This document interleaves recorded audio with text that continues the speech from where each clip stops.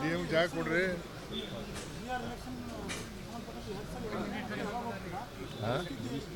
Sir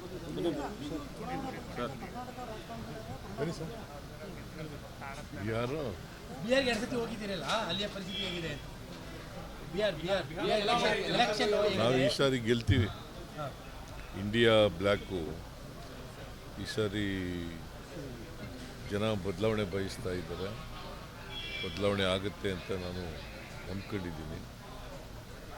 ಜನರು ಕೂಡ ರಾಹುಲ್ ಗಾಂಧಿಯವರು ಪಾದಯಾತ್ರೆ ಮಾಡಿದ್ರಲ್ಲ, ಒಳ್ಳೆ ರೆಸ್ಪಾನ್ಸ್ ಇತ್ತು, ಓವರ್ವೆಲ್ಮಿಂಗ್ ರೆಸ್ಪಾನ್ಸ್.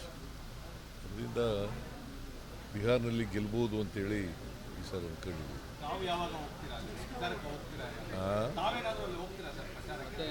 ಕರೆದರೆ ಹೋಗ್ತೀನಿ ಅಗತ್ಯ ಇದ್ದರೆ. ಯಾವ ರಾಜ್ಯದ ಮೇಲೆ ಪರಿಣಾಮ ಬೀರುತ್ತೆ.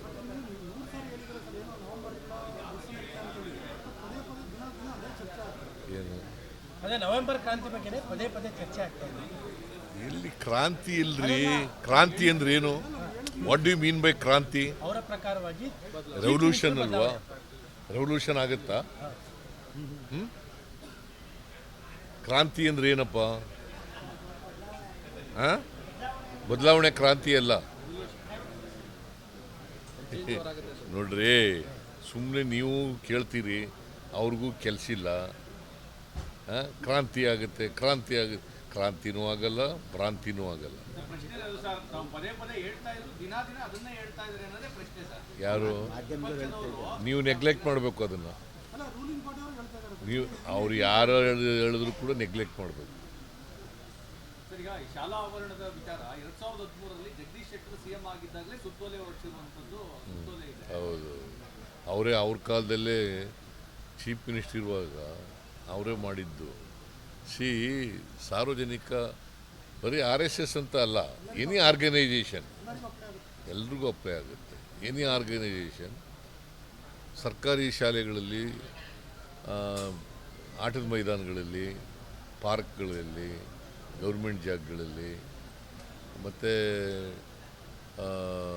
ಏಡೆಡ್ ಸ್ಕೂಲ್ಗಳಲ್ಲಿ ಅಲ್ಲಿ ಕೂಡ ಮಾಡಬಾರ್ದು ಅಂತ ಮಾಡಿದ್ದೀವಿ. ಸರ್, ಈಗ ಇಂಪೆನ್ಸ್ ಸುಧಾಮೂರ್ತಿ ಹೊರತು ನಾರಾಯಣಮೂರ್ತಿ ಅವರು ಕೂಡ ನಾವು ಈ ಸಮೀಕ್ಷೆಯಲ್ಲಿ ಭಾಗವಹಿಸೋದಿಲ್ಲ ಅನ್ನೋದನ್ನ ಹಿಂಬರ ಕೊಟ್ಟಿದ್ದಾರೆ. ಇದು ಇಂಪ್ಯಾಕ್ಟ್ ಆಗಲ್ಲ? ಅವ್ರಿಗೆ ಸೇರದ್ದು ನಾವು ಹಿಂದುಳಿದವ್ರು ಅಲ್ಲ. ಅವರಿಗೆ ಇದು ಹಿಂದುಳಿದವ್ರ ಸಮೀಕ್ಷೆ ಅಲ್ರಿ. ಬರ್ದಿದ್ದಾರೆ ಸರ್.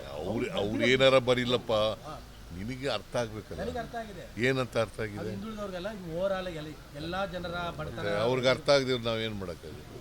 ಅಲ್ಲ, ಇನ್ಫೋಸಿಸ್ ಅವ್ರಿಗೆ ಅರ್ಥ ಆಗಿದೆ. ಯಾರು ಇನ್ಫೋಸಿಸ್ ಅಂತಂದ್ರೆ ಅವ್ರು ಬೃಹಸ್ಪತಿನ?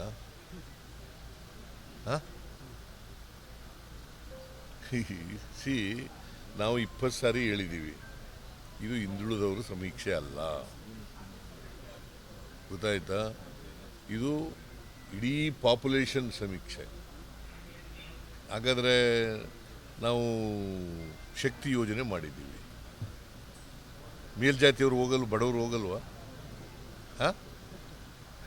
ಗೃಹಲಕ್ಷ್ಮಿ ಮಾಡಿದ್ದೀವಿ, ಮೇಲ್ಜಾತಿಯವರು ಹೋಗಲ್ವಾ?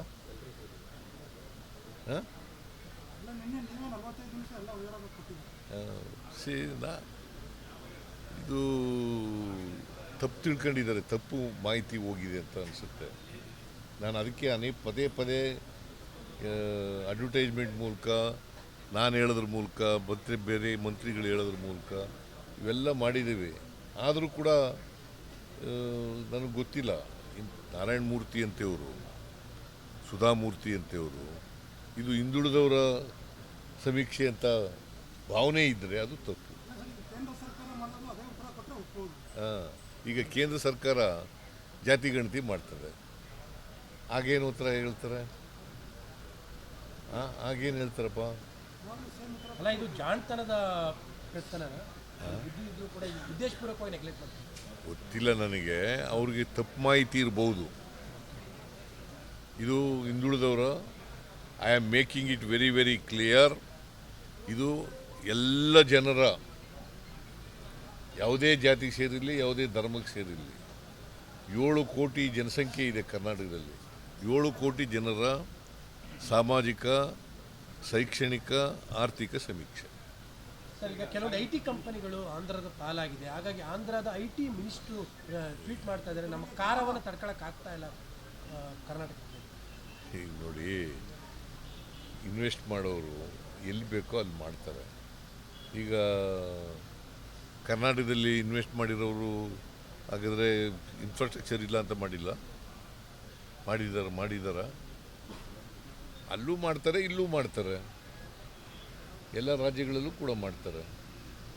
ಇನ್ವೆಸ್ಟ್ಮೆಂಟು ಈಗ ಎಂಥದ್ದು, ನಮ್ಮ ಐಫೋನ್ ತಯಾರು ಮಾಡೋದು ಕರ್ನಾಟಕದಲ್ಲಿ ಮಾಡಿದಾರಲ್ಲ, ಅಲ್ಲಿ ಮಾಡಿಲ್ಲ ಯಾಕೆ ಅಂತಂದರೆ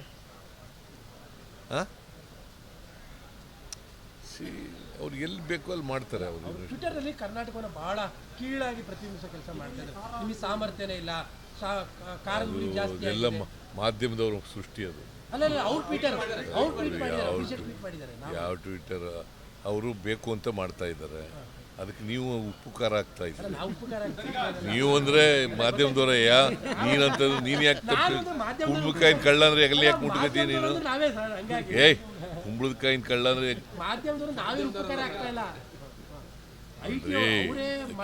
ಕೇಳಿಯಪ್ಪ, ಕರ್ನಾಟಕದಲ್ಲಿ ಭಾಳಷ್ಟು ಇನ್ವೆಸ್ಟ್ಮೆಂಟ್ ಬಂದಿದೆ. ಹಾಗಾದರೆ ಗ್ಲೋಬಲ್ ಇನ್ವೆಸ್ಟ್ಮೆಂಟ್ನಲ್ಲಿ ಕರ್ನಾಟಕ ನಂಬರ್ 1 ಹೆಂಗಾಗ್ತದೆ?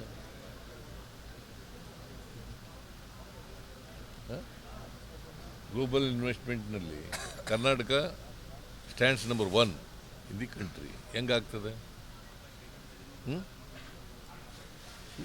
ಬೆಂಗಳೂರಿಗೆ ಗುತ್ತಿಗೆದಾರರ ಸಂಘದ ಅಧ್ಯಕ್ಷ ಮಂಜುನಾಥ್ ಮತ್ತೆ ಕಾಂಗ್ರೆಸ್ ಸರ್ಕಾರದಲ್ಲೂ ಕಮಿಷನ್ ತಗೊಳ್ಳುವಂತ ಕೆಲಸ ಆಗ್ತದೆ ಅಂತ ಆರೋಪ ಮಾಡಿದ್ದಾರೆ. ಗುತ್ತಿಗೆದಾರರ ಸಂಘದ ಅಧ್ಯಕ್ಷ ಹಂಗಂತ ಹೇಳಿ ಕೋರ್ಟ್ಗೆ ಹೋಗ್ಲಿ. ಪದೇ ಪದೇ ಈ ರೀತಿ ಮಾಡಿಸ್ತಾ ಇದ್ದಾರೆ. ಸರ್, ನಿನ್ನೆ ನಿಮ್ಮ ಮಗ ಹೇಳ್ತಾರೆ ನೀವೇ 5 ವರ್ಷ ಚೀಫ್ ಮಿನಿಸ್ಟರ್ ಅಂತ. ನಿಮ್ಮ ಮಗನೂ ಕೂಡ ನಿನ್ನೆ ಹೇಳಿದ್ದಾರೆ. ಯಾರು? ಅವನ್ನೇ ಕೇಳಿ. ಅವನ್ನೇ ಅಲ್ಲ, ನೀವೇ ಹೇಳಿದಿರಂತ. ನೀವೇ ಹೇಳಿದಿರಂತ ಅವ್ರಿಗೆ. ಅವನಿಗೆ ಸರ್, ಉದ್ಯೋಗ ಮೇಳ ಅಲ್ಲೇ ಬನ್ನಿ.